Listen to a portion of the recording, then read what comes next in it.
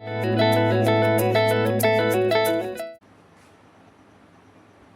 वालेकुम, मेरा नाम है Sara and welcome to my channel. तो आज मेरे किचन में मज़े मज़े की चीज़ें बन रही हैं। सो बेसिकली ये मेरी छोटी सी टू डू लिस्ट है जो मैं बनाई। इस वीक मेरी फैमिली में 2 छोटे छोटे से इवेंट आ रहे हैं, बेसिकली दोनों ही बर्थडे इवेंट्स हैं। तो उसके लिए कुछ स्पेशल थोड़ी सी तैयारी करनी थी मुझे। तो मैंने सोचा कि मैं अपनी रूटीन का तो मील प्रेप कर ही रही थी, लेकिन उसके साथ साथ मैं उसके लिए भी थोड़ी तैयारी कर रही थी। तो चलिए स्टार्ट करते हैं। मुझे बनाना था स्टेक और उसके साथ मतलब मुझे वेजिटेबल्स चाहिए थे, सॉस बनानी थी। तो ये स्टेक के लिए गोश्त आ गया था। बेसिकली चिकन ब्रेस्ट पीसेस हैं जिनको हमने फिले कटवा लिए थे स्टेक की फॉर्म में, और इसी के जो बोन्स बच गई थी जैसे कि विंग्स हो गए, तो वो फिर उन्होंने अलहदा हमें दे दिए थे। तो चलिए फटाफट कुछ मसाले का पीस लेते हैं। आपको पता है कि मैं गरम मसाले घर में ख़ुद से ड्राई रोस्ट करके पीसती हूँ। इनका एरोमा, इनकी खुशबू और जायका बिल्कुल ही डिफरेंट होता है एज़ कम्पेयर टू जो पाउडर्ड फॉर्म में हम मसाले ख़रीदते हैं।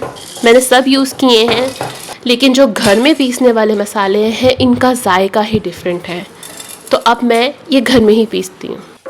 काली मिर्च मैं प्रेफर करती हूँ कि इसको थोड़ी क्वांटिटी में पीसूँ, बिकॉज़ वक्त के साथ साथ ना जितना इसको एक्सपोजर होता है तो इसका एरोमा कम हो जाता है।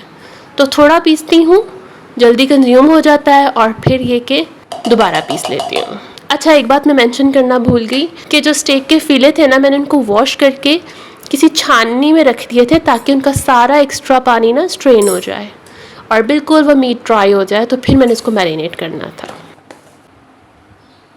तो ऐसे ही मैंने सारे मसाले पीस लिए। तो अब जल्दी से मैंगो जैम बना लेते हैं।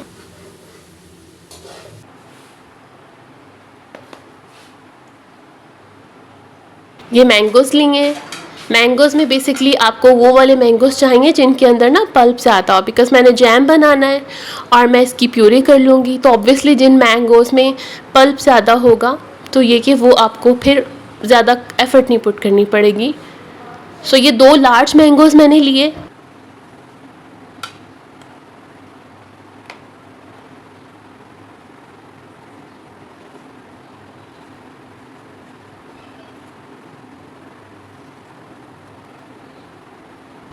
इनको इस तरह इनके पीसेस कर लिए, बीच में से थोड़े से खा भी लिए। मैंगोज़ ऑब्वियसली इररेसिस्टिबल है।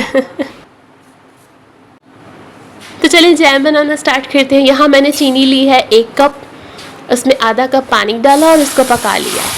इतना पका लिया कि ना सिर्फ ये कि चीनी डिज़ोल्व हो गई, बल्कि उसका पानी भी जो है ना वो ऑलमोस्ट हाफ रह गया, शीरा सा बन गया एक तरह से। फिर उसमें मैंने मैंगो की प्योरी डाल दी।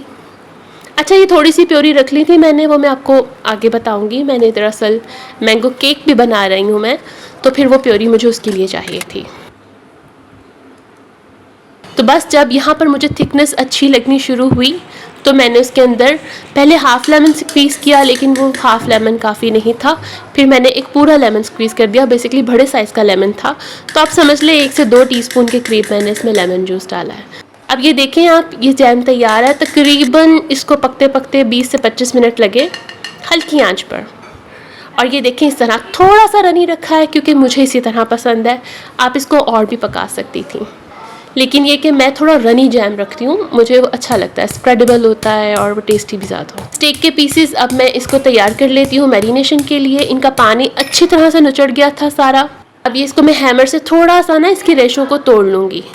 इस हैमर का पर्पस क्या है कि एक तो ये फिले जो है ना अनइवन होता है, उसको हर जगह से इवन कर देगा, एक जैसी मोटाई कर देगा। नंबर 2, थोड़ा सा उनकी रेशों को तोड़ देगा।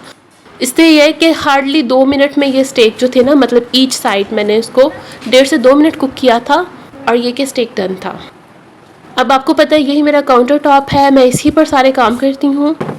तो यहाँ पर मैंने चूँकि गोश्त को भी हैमर किया था, तो फिर मैंने इसको सिरके के साथ, नमक के साथ और थोड़ा सा इसमें मैंने बेकिंग सोडा डालकर उसको फिर मैंने अपने काउंटर टॉप को साफ़ किया।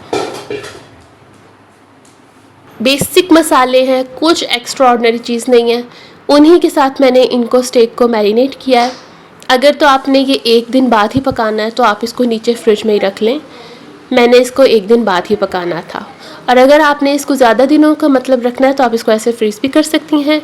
फिर जिस दिन आपने बनाना होगा उससे 1 रात पहले आप इसको निकाल कर फ्रीज़र में से फ्रिज में रख दीजिएगा, तो ये अगले दिन तक आराम से डीफ्रॉस्ट हो जाएगा और आप इसको पका सकती हैं।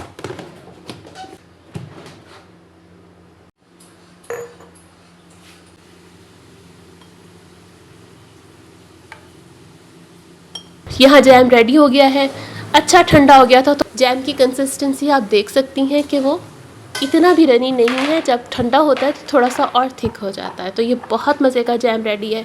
मुझे केक के लिए भी चाहिए था और वैसे भी आपको पता है मेरी फैमिली जो है ना, हमें जैम्स बहुत पसंद हैं। तो घर का बना हुआ फ्रूट्स का बना हुआ जैम बेस्ट है। यहाँ पर बादल आ गए थे, थोड़ी सी आंधी चलनी शुरू हो गई थी, तो कुछ कपड़े पड़े हुए थे, मैंने फटाफट जाकर फिर कपड़े समेटे। बड़ा मज़े का मौसम हुआ हुआ है, बैठे बैठे आंधी आ जाती है और फिर बारिश हो जाती है, तो अल्हम्दुलिल्लाह अल्लाह का शुक्र है। अच्छा, ये जो बाकी के मतलब फिले रह गए थे उनको मैंने फिर बोनलेस कर लिया और उनके छोटे छोटे पीसेस करके, तो ये कि मैंने उनको ऐसे ही रख लिया। तो कोई भी बच्चों के लिए चाइनीज़ बनाऊंगी या उनके लिए कोई पास्ता बनाऊंगी या कुछ भी, तो उसमें मैं ये चिकन यूज़ कर लूँगी ऑब्वियसली। तो चलिए अब केक का स्पॉन्ज बना लेते हैं। मैं मैंगो केक बना रही हूँ। सो ये बेसिकली जब मैंने इसके अंदर इसको मैंने मिक्स करना शुरू किया तो ये मेरे साथ हुआ। इसलिए इसकी बता रही थी कि मतलब आपने इसको थोड़ा सा टेढ़ा करके बाउल को, फिर आपने इसके अंदर जो है ना वो इसको मिक्स करना स्टार्ट करना है। 3 अंडे ले लिए मैंने, उसमें हाफ़ कप चीनी ली, थोड़ा सा नमक डाला, बिल्कुल हाफ़ टी स्पून। उसको ब्लेंड करके इतना ब्लेंड कर लेना है कि देखिए क्रीमी सा टेक्सचर हो गया।